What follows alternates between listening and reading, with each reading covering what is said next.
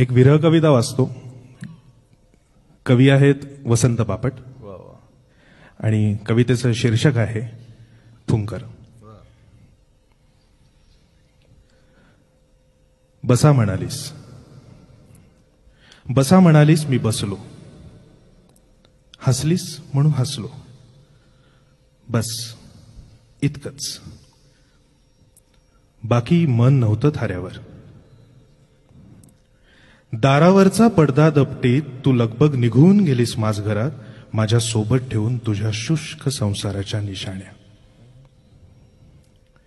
या जाळीच्या पडद्यात कशाला कोरलेस हे हृदय उलटे उत्तान? काचेच्या कपाटात कशाला ठेवल्यास भुष्याच्या राघू मैना?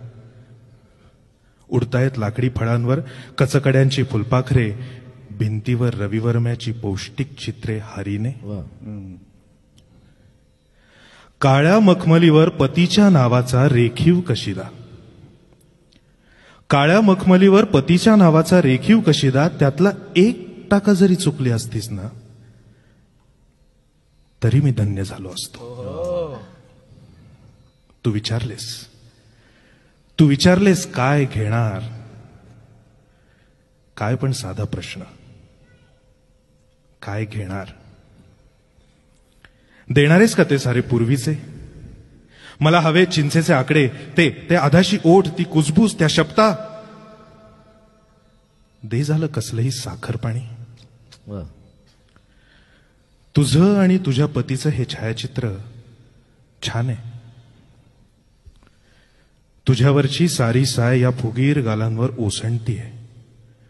बळकट बाहू, रुंद खांदे, डोळ्यात कर्तेपणाची चमक छान आहे. राग येतो तो तुझा. या चित्रात तू अशी दिसतेस की जसे काही कधी झालेच नाही. मी तुला बोलणार होतो छदमीपणानं, निदान एक वाक्य, एक झहरी बाण, निदान एक. ते मला जमलं नाही. आणि तू तर नुसती हसत होतीस. आता एकच सांग, उमऱ्यावर तुझ्या डोळ्यात पाणी आलं इतकी का तुला सुपारी लागली? पण नकोच सांगूस.